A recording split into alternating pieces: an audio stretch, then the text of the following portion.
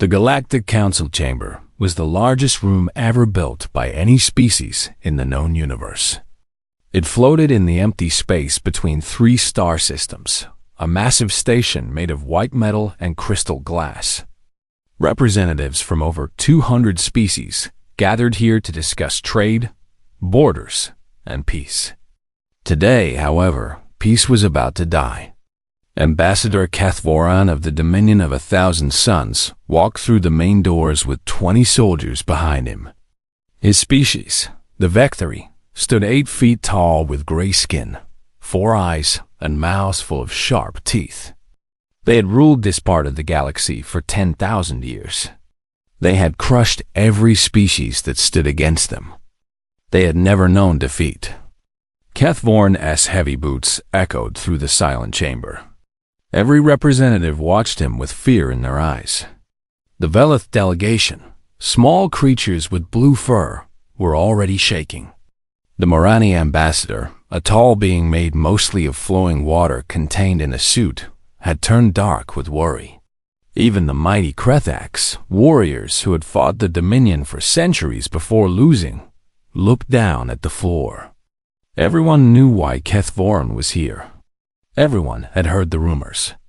The Dominion had finally turned its attention to the humans. Humanity had joined the galactic community only 300 years ago. They were young. They were small. They controlled only 47 worlds, compared to the Dominion's 3,000. Most species thought humans were strange, but harmless. They smiled too much. They made friends too easily. They asked too many questions. The Dominion thought they were weak.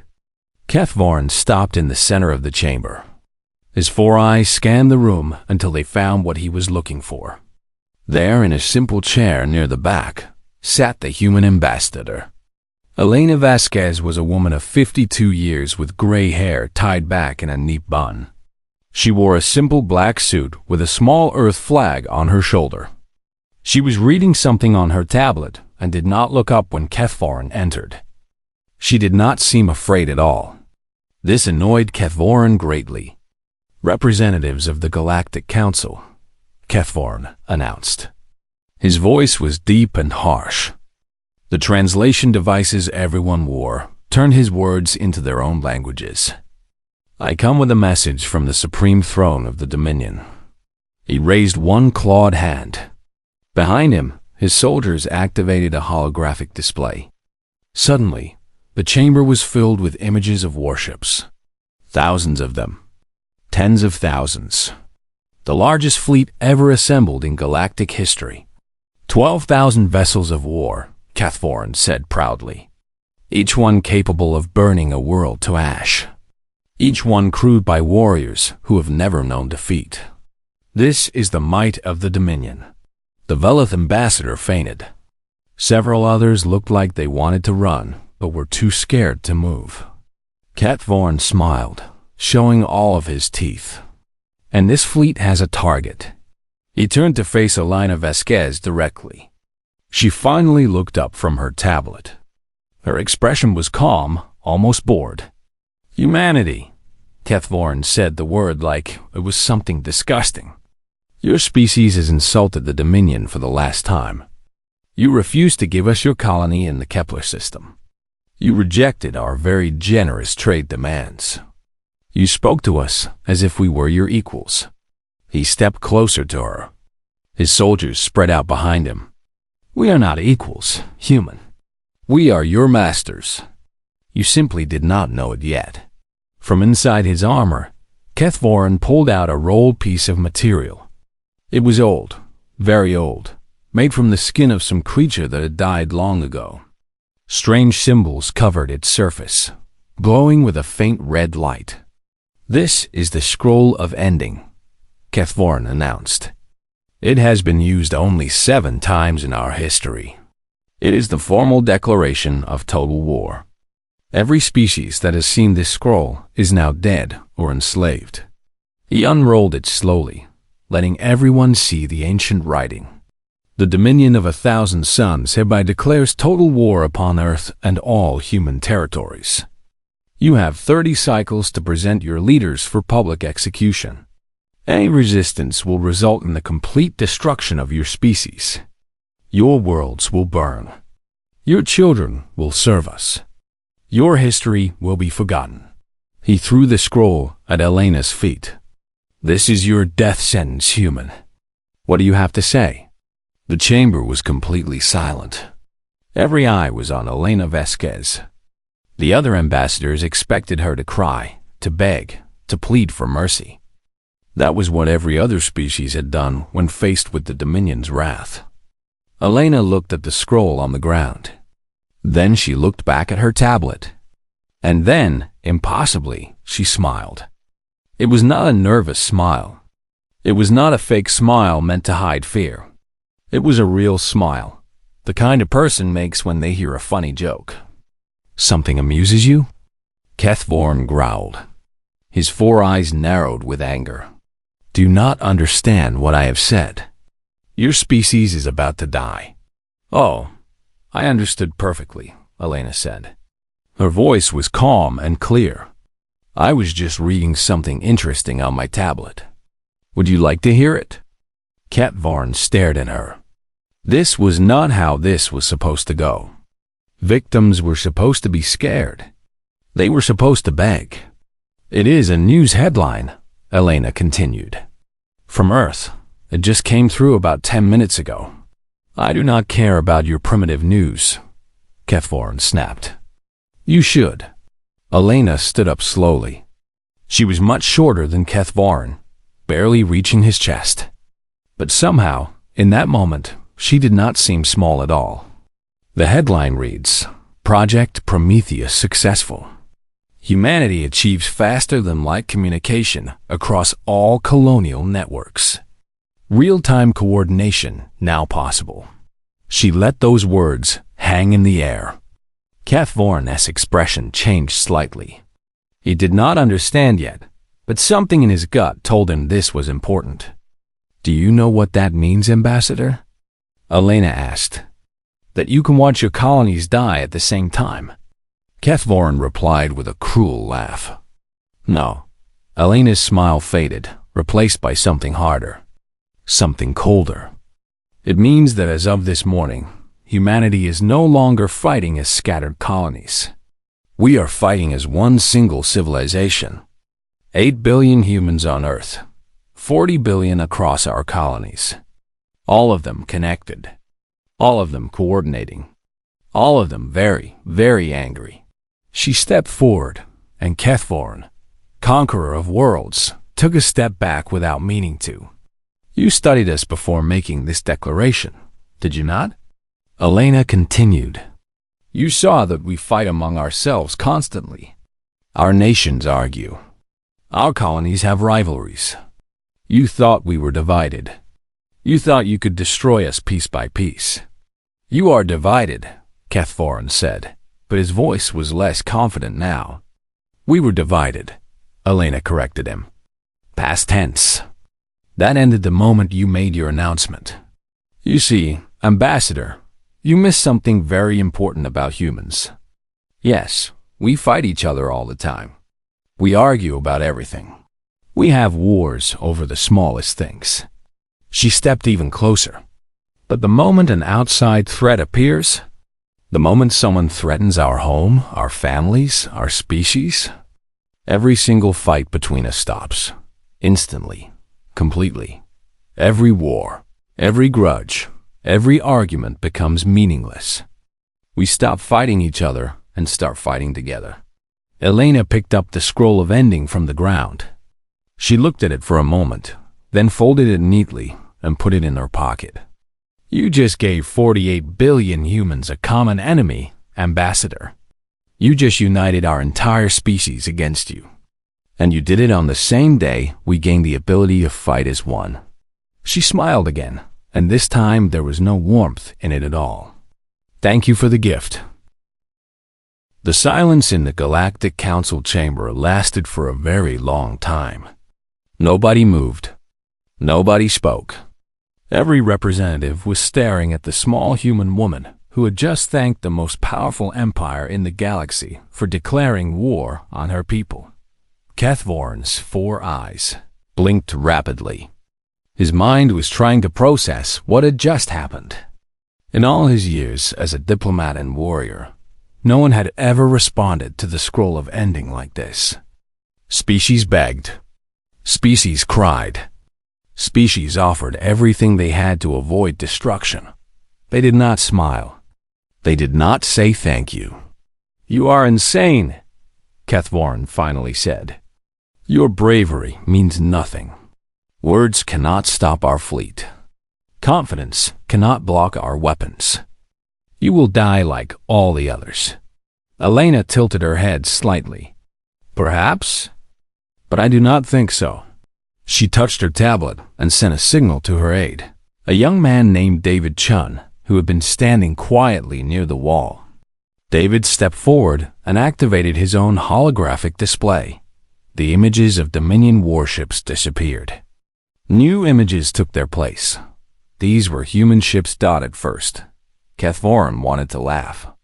The human vessels were smaller than Dominion warships. They looked less impressive. There were not as many of them, but then David zoomed out, and Kethvorn's laugh died in his throat. The human ships were coming from everywhere. From behind moons. From inside asteroid fields.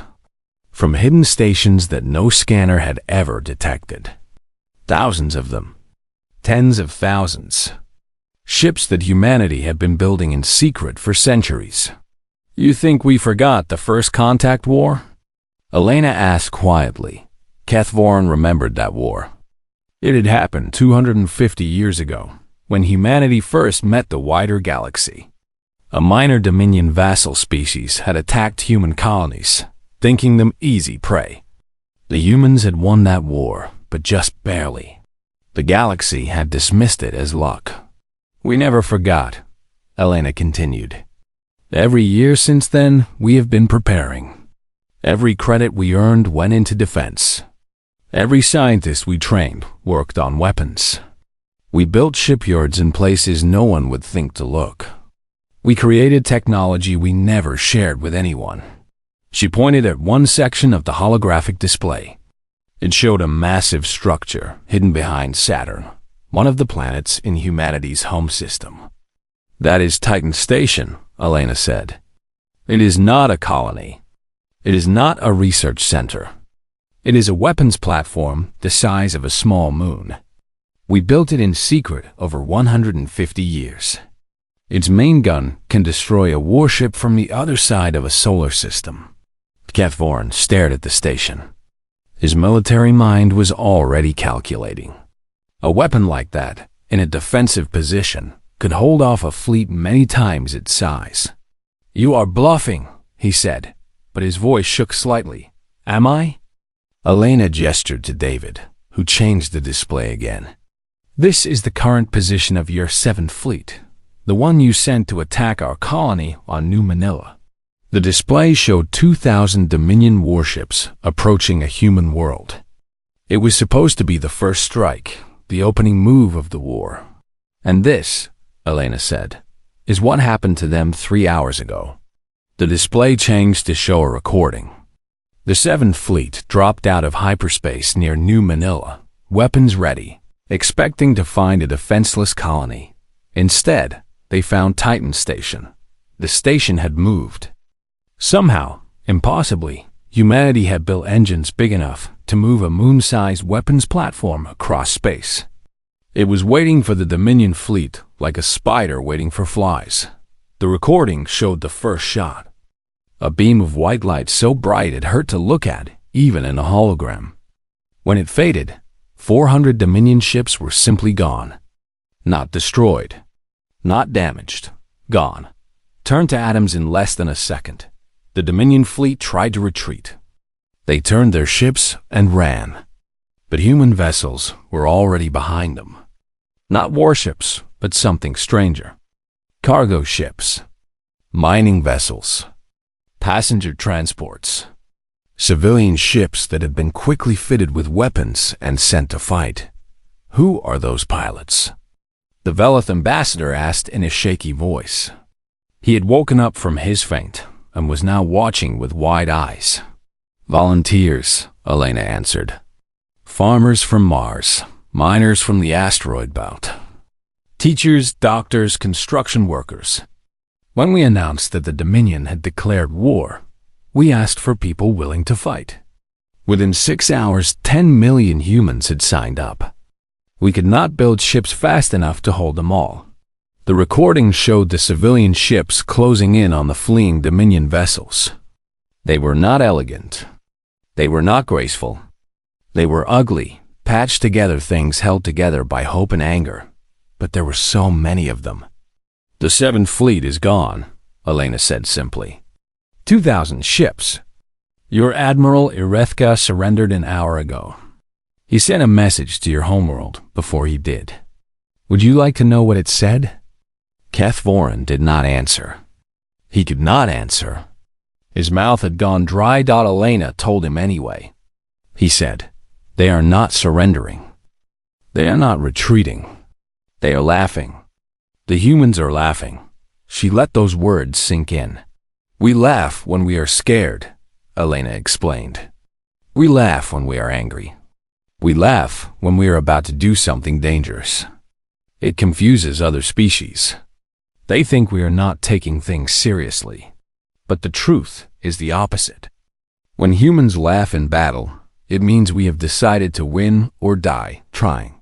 There is no middle ground. Kethvorin finally found his voice. One battle means nothing. We have thousands of fleets, millions of soldiers, billions of citizens who will fight for the Dominion. Do they fight for the Dominion? Elena asked. Or do they fight because they are afraid of the Dominion? This question hit Kethvorin like a physical blow. He knew the answer. Everyone in the chamber knew the answer. The Dominion ruled through fear. Its subject species obeyed because the alternative was death. We have studied your empire, Elena continued. You have conquered over 100 species. You have enslaved billions of beings. You think this makes you strong, but we think it makes you weak. She began walking around the chamber, speaking to all the representatives now, not just Kethvorin. Fear is a poor foundation for an empire. People who obey because they are scared will stop obeying the moment they see a chance to escape. People who serve because they are forced will turn against their masters when the opportunity comes. She stopped in front of the Krethax ambassador, a massive creature covered in natural armor. The Krethax had fought the Dominion longer than any other species before finally being conquered. How many Krethax warriors serve in the Dominion military? Elena asked. The ambassador hesitated, then answered, 3 billion. And if those warriors were given a choice, if someone showed them that the Dominion could be beaten, what would they do?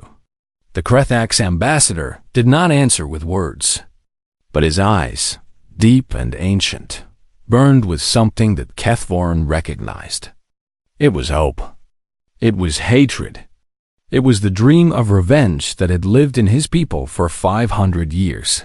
Elena turned back to Kethvorin. You declared war on humanity. You thought you were hunting prey, but you were wrong. She smiled again, and this time every ambassador in the chamber felt the weight of her words.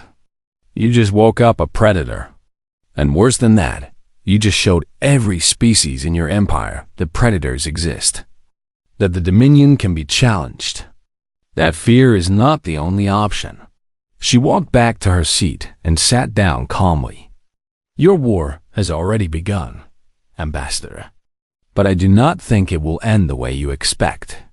Kethvorin stood in the center of the chamber, surrounded by representatives who no longer looked afraid. They looked curious. They looked interested. Some of them, like the Krethax, looked hungry. For the first time in his life, Kethvorin understood what it felt like to be prey. This is not over, he growled. No, Elena agreed pleasantly. It is just beginning. 6 months into the war, Supreme Commander Kethvorin sat alone in his command chamber on the Dominion homeworld. The reports on his desk made no sense to him. Nothing about this war made sense. The Dominion had lost 18 fleets. Not defeated, lost. Ships that should have crushed human colonies had instead flown into traps. Admirals who had won 100 battles now sent confused messages about human tactics that broke every rule of warfare.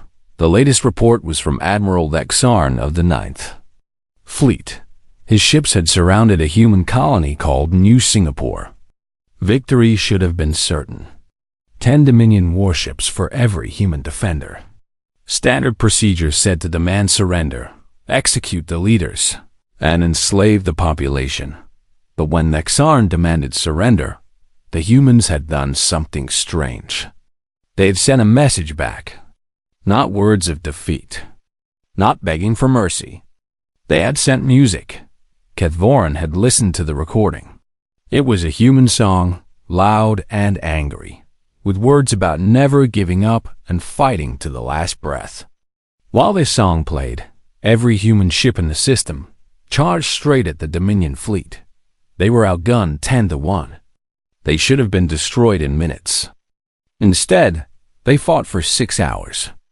When their weapons ran out, they rammed their ships directly into Dominion vessels. When their ships were crippled, the crews put on spacesuits and continued fighting with hand weapons. Lexarn won the battle. He took New Singapore, but he lost 4,000 ships doing it. 4,000 ships to take one small colony. And the humans were still fighting on the ground. Kethvorin threw the report across the room. How did you fight an enemy like this? An enemy that did not know when to quit? His door opened and his chief advisor, an old Vectory named Sarethan, entered the room. More bad news? Sarethan asked, looking at the scattered papers. They do not fight correctly, Kethvorin growled. They do not follow the rules of war. When they lose, they do not surrender. When they are beaten, they do not accept it. They just keep fighting. Sarethan picked up one of the reports. The Battle of Kepler 442, he read. Human forces were surrounded. Their commander was offered honorable surrender. He responded by ejecting the ship's reactor core into our fleet formation, Kethvorin finished. He killed himself and 1,200 of our soldiers. His last words were, "See you in hell." What does that even mean? Sarethan did not have an answer. And it is not just the military, Kethvorin continued. We captured a transport ship carrying human civilians. Women, children, old people, non-combatants. They should have been scared.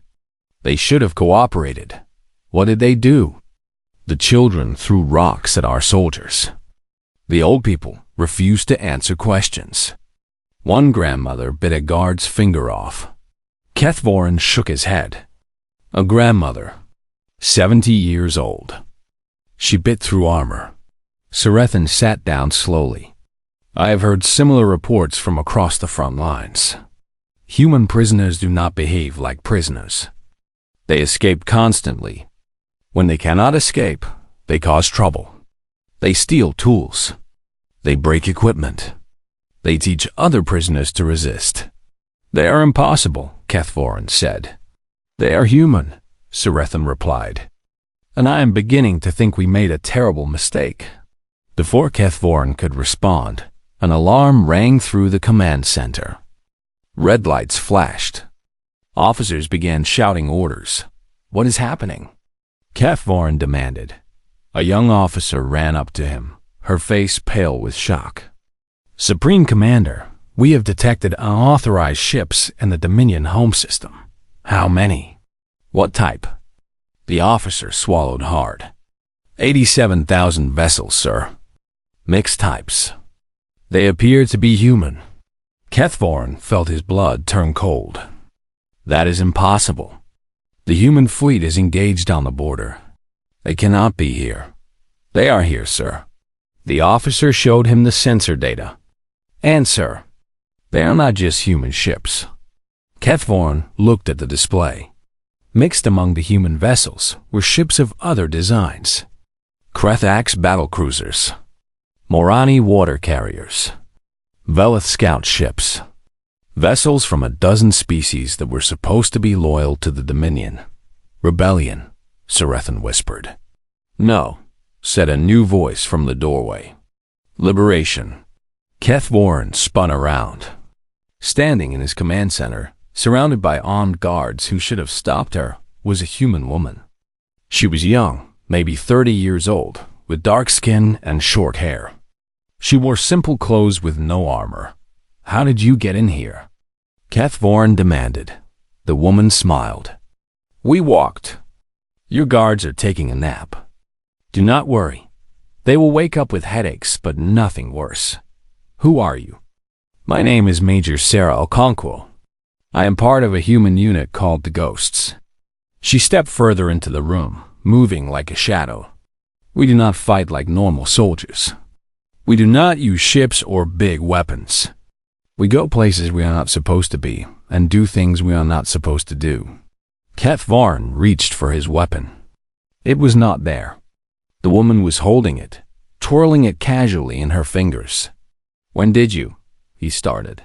About 10 seconds after I walked in, Sarah said. Humans are good with our hands. She tossed the weapon aside and pulled out a small device from her pocket. I am not here to kill you, Supreme Commander. I am here to deliver a message. What message? Sarah activated the device. It projected a hologram into the air. The hologram showed a planet that Keth Varn recognized immediately. Vethkar, the main slave world of the Dominion. 20 billion beings from conquered species worked there in terrible conditions, mining resources for the Empire. 12 hours ago, Sarah said, ghost teams landed on Vethkar. We made contact with the slave population. We gave them weapons. We gave them medicine. We gave them something more important. What?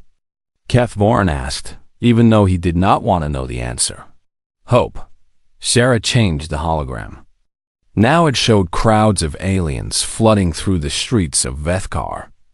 Former slaves carrying makeshift weapons, overwhelming their guards, tearing down the flags of the Dominion. The slaves of Vethkar are free, Sarah said. They freed themselves. We just helped a little. Keth Varn watched the hologram in horror. 20 billion workers. The heart of the Dominion's economy. Gone in one night. This is happening on 47 other worlds as we speak, Sarah continued. Your empire is built on slaves. What happens when the slaves decide they do not want to be slaves anymore? Sarethan grabbed Keth Varn's arm. Commander, we need to send forces to restore order. If this spreads, it has already spread, Sarah interrupted. That is the other part of the message. She changed the hologram again. Now it showed a map of the Dominion. Red dots marked worlds where rebellions had started. There were hundreds of them. You ruled through fear, Sarah said. You taught every species in your empire that resistance was impossible, that the Dominion could not be beaten. But now they have seen us. They have seen humans stand against you and survive. They have seen your fleets destroyed, your armies defeated, your commanders confused. She stepped closer to Keth Varn. Fear only works as long as people are afraid. The moment they stop being afraid, your power disappears. And right now, Supreme Commander, a lot of people have stopped being afraid. Keth Varn looked at the map. At the red dots spreading like a disease across his empire. At the fleet of human and rebel ships approaching his homeworld. At everything he had built crumbling around him. Why are you telling me this? He asked. Why not just attack? Sarah's expression softened slightly. Because we are not like you. We do not want to destroy the Dominion. We do not want revenge. We want this war to end. We want to build something better. She reached into her pocket and pulled out a small card. On it was written a communication frequency. When you are ready to talk, call this number. Ambassador Vasquez will be waiting. She walked toward the door, then stopped and looked back. You have a choice, Supreme Commander. You can keep fighting, keep losing, and watch your empire burn. Or you can be the one who ends this, who chooses peace, who helps build a new galaxy where species work together instead of conquering each other. She smiled one last time. Think about it. Then she was gone. Disappeared into the shadows like she had never been there at all. Kethvorin looked at the card in his hand, at the number written on it, at the choice it represented. Outside his window, human ships were entering orbit around his homeworld. But they were not firing. They were just waiting for him to decide. The war lasted 18 months. It was the strangest war the galaxy had ever seen. On the planet Vethkar, a former slave named Crixtal stood in front of a crowd of 50,000 beings. He was a Morani, his body made of flowing water held together by a containment suit that the Dominion had forced him to wear for 30 years. Today, for the first time, he wore a suit he had chosen himself. It was blue, the color of freedom in Morani culture. They told us we were weak, Crixtal said to the crowd.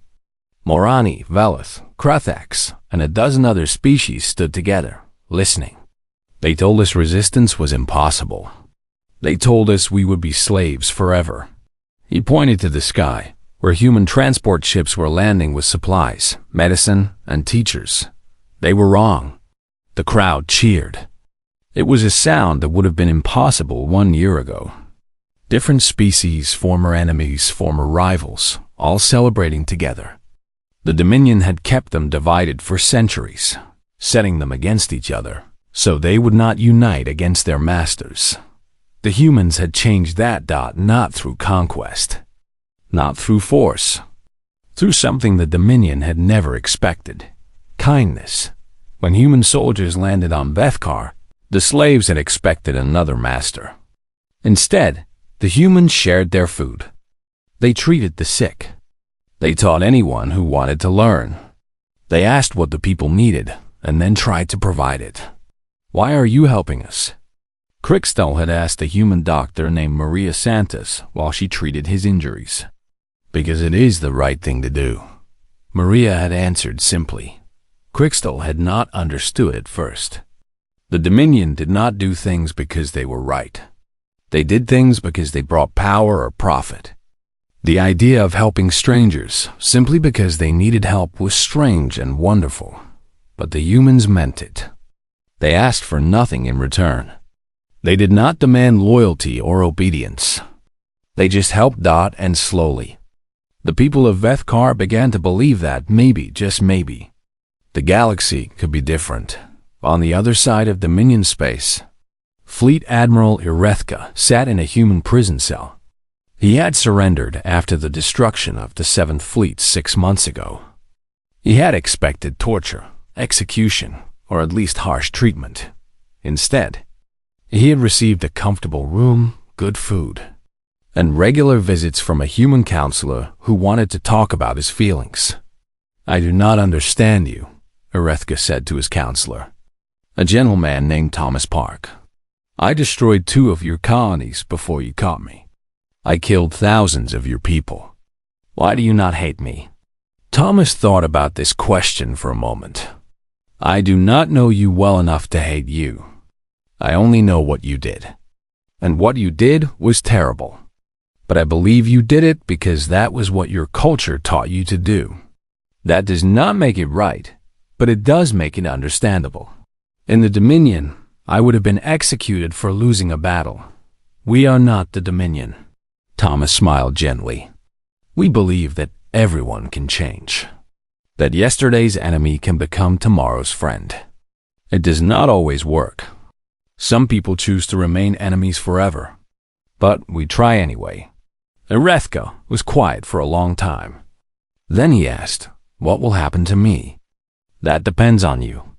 After the war ends, there will be trials. You will have to answer for what you did.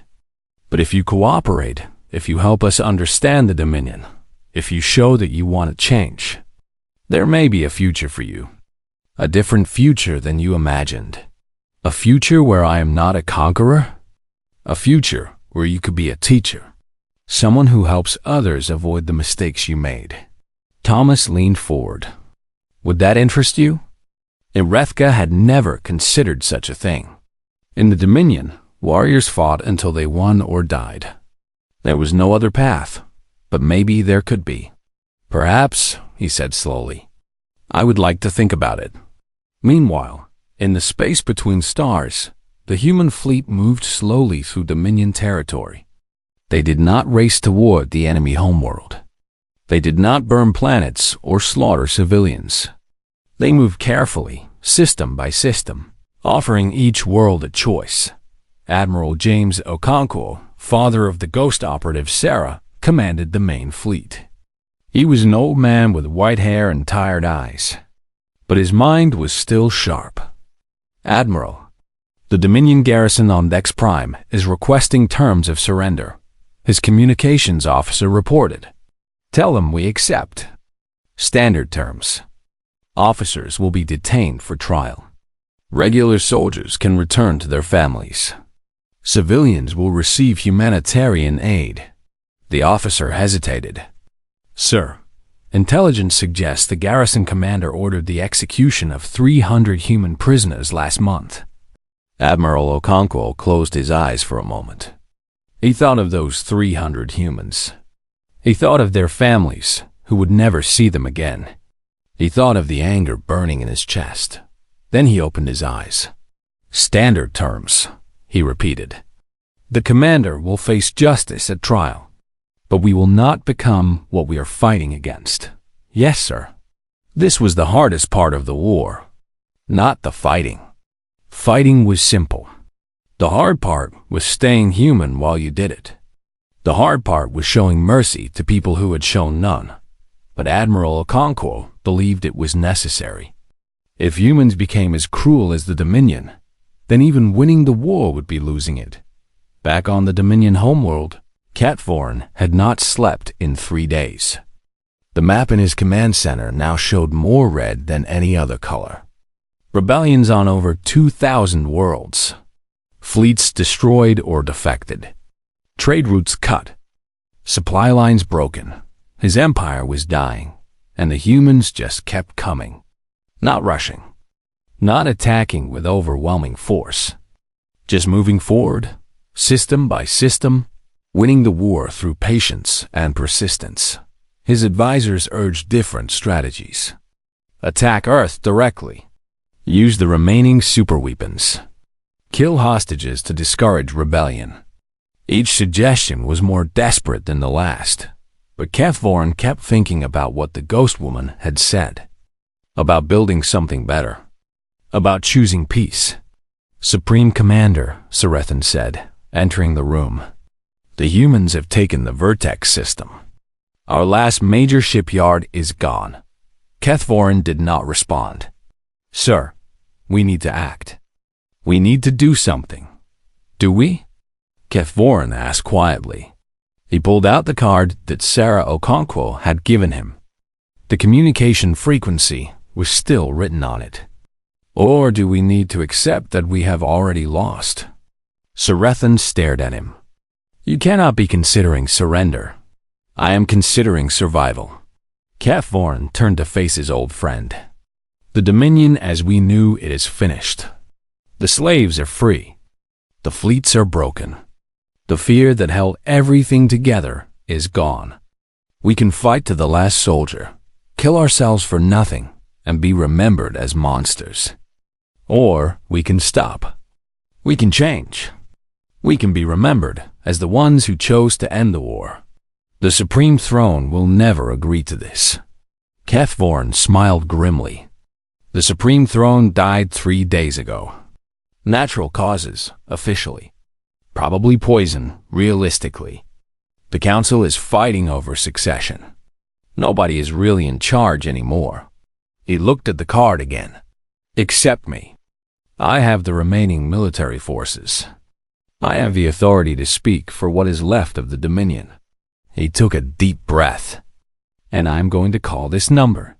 Sarethan was silent for a long moment. Then he nodded slowly. "You were always smarter than the others," he said. "I hope the humans are as honorable as they claim to be." "So do I." Kethvorn activated his communication device and entered the frequency. "So do I." The signal connected. A familiar face appeared on the screen. "Ambassador Vasquez," Kethvorn said. "I believe you were expecting my call." Elena smiled. It was the same calm smile she had worn on the day the war began. "Hello, Supreme Commander. Are you ready to talk about the future?" Kethvorn looked at the map one last time. At the Empire, he had lost. At the galaxy that was changing around him. "Yes," he said. "I believe I am." The peace talks took place on neutral ground, a small moon that belonged to no one. Human ships and what remained of the Dominion fleet hung in orbit together, weapons powered down for the first time in 18 months. Elena Vasquez walked into the meeting room alone. No guards, no weapons. Just her tablet and the same black suit she had worn on the day the war began. Kethvorn waited for her, also alone. He looked older now. The war had taken something from him, some spark of arrogance that had burned in his eyes before. In its place was something quieter, something that might have been wisdom. "Ambassador," he said. "Supreme Commander." Elena sat down across from him. "Thank you for agreeing to meet. I do not think I have much choice. Your fleet could destroy my homeworld at any time." "We could," Elena agreed. "But we will not." That was never the goal. Kethvorn studied her face, looking for deception. He found none. "I have spent the last 3 days reading about humanity," he said. "Your history, your wars, your culture. I was trying to understand you. And what did you learn? That you are insane." He raised a hand before she could respond. "I do not mean that as an insult. I mean that you do not think like any other species we have encountered. You fight wars and then rebuild your enemies. You compete fiercely and then share everything you create.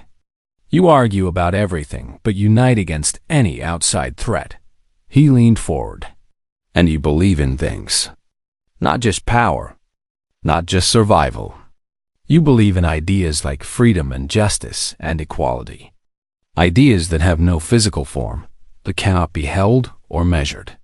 But you will die for them anyway." Elena nodded slowly. "That is a fair description. It is madness. And I think it might be exactly what the galaxy needs." He reached into his coat and pulled out a document. It was old, written on the same material as the scroll of ending that had started the war. This was different. The symbols glowed blue instead of red. "This is the scroll of beginning," Kethvorn explained. "It has never been used in Dominion history. It was created 10,000 years ago for a moment that never came, a moment when the Dominion would choose partnership over conquest." He pushed it across the table. "I would like to use it now." Elena looked at the scroll but did not touch it. "What does it mean?" "It means the Dominion accepts peace. Not just an end to fighting, but true peace. The release of all slaves. The recognition of all species as equals. The end of conquest forever." Kethvorn's voice was steady, but his hands trembled slightly. "It means admitting that everything we built for 10,000 years was wrong. That is a big step. It is the only step left." He looked at her with his 4 eyes. "We lost the war. I accept that. But I do not want my people to be destroyed. I do not want the victory to be remembered only as monsters. I want us to have a future." Elena was quiet for a long moment. Then she reached into her own pocket and pulled out a different document. This one was printed on plain white paper, very human. "This is an invitation," she said, "to join the United Species Coalition. It was written before the war. We always hoped it would be you someday." She pushed it across the table to join the scroll. "The coalition is not an empire. There is no supreme ruler. Decisions are made together. Every species has a voice. Every species is protected equally. It is messy and slow and sometimes frustrating. She smiled. Very human in that way. And you would allow the Dominion to join? After everything we did? Not the Dominion. The Vectory people. Elena's smile faded. The Dominion as an empire must end. Its crimes must be acknowledged. Its victims must receive justice. That is not negotiable. Cathvorin nodded. He had expected this. But the Vectory people, Elena continued, can have a future in the coalition. Your scientists can work alongside ours. Your warriors can help defend shared borders. Your culture can survive and grow and change. As equals? As equals. Cathvorin looked at the two documents lying side by side. The ancient Vectory scroll and the simple human paper. 10,000 years of empire and 18 months of war, ending with 2 pieces of writing on a table.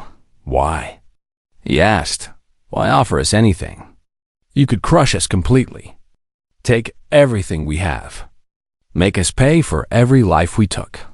Elena considered the question carefully. Because revenge feels good but builds nothing. Because enemies you destroy can never become friends. Because the galaxy has had enough death and someone needs to choose life instead. She leaned back in a chair. And because I believe you can change. Not just you personally, but your people. The Vectory were conquerors because you were taught that conquering was the only way to be strong. But strength has many forms. Building is stronger than destroying. Creating is stronger than killing. Loving is stronger than hating. Those sound like childish ideas. Children understand many things that adults forget. Elena smiled again. Give us a chance to show you. Give yourself a chance to learn. Cathvorin sat in silence for a long time. His mind moved through memories of his life, the battles he had won, the species he had helped conquer, the pride he had felt in Dominion power. All of it felt hollow now. Empty dot, but beneath the emptiness, he felt something new, something unfamiliar. It took him a moment to recognize it. Hope. Very well, he said finally. He picked up the scroll of beginning and signed it with his own blood, the traditional Vectory way. Then he picked up the human invitation and signed it with a pen. The war is over. The Dominion is ended. The Vectory people petition to join the United Species Coalition as equal partners. Elena took both documents and signed them as well. Welcome to the future, Ambassador Cathvorin. He blinked. Ambassador? Someone needs to represent the Vectory in the coalition. You seem qualified. She stood up and extended her hand. It is a human greeting. You take my hand and shake it. Cathvorin stood and took her hand. It felt strange, his large gray fingers wrapped around her small brown ones. But it also felt right. What happens now? He asked. Now the hard work begins. Trials for war crimes. Reparations for victims. Rebuilding economies. Teaching former slaves to live as free people. Teaching former masters to live as equals. It will take decades. Maybe centuries. That sounds exhausting. It will be. Elena grinned. But I think you will find it more rewarding than conquest ever was. 100 years later, the Galactic Council chamber looked very different from the day the war was announced. Where once representatives had cowered in fear, now they argued loudly about trade agreements and cultural exchanges. Humans debated with Vectory. Morani negotiated with Krethax. Velith artists displayed work created jointly with former enemies. It was messy. It was loud. It was often frustrating. It was also beautiful. In the center of the chamber, under a dome of crystal glass, sat a memorial. 2 items rested there, preserved forever. A scroll written in red that had declared war, and a tablet displaying a news headline, about faster-than-light communication. The plaque beneath them read, "This is how it began. From war came peace. From enemies came friends. May we never forget the cost or the reward." Ambassador Cathvoran the Younger, grandson of the original, stood before the memorial with his human colleague, Secretary General Chun.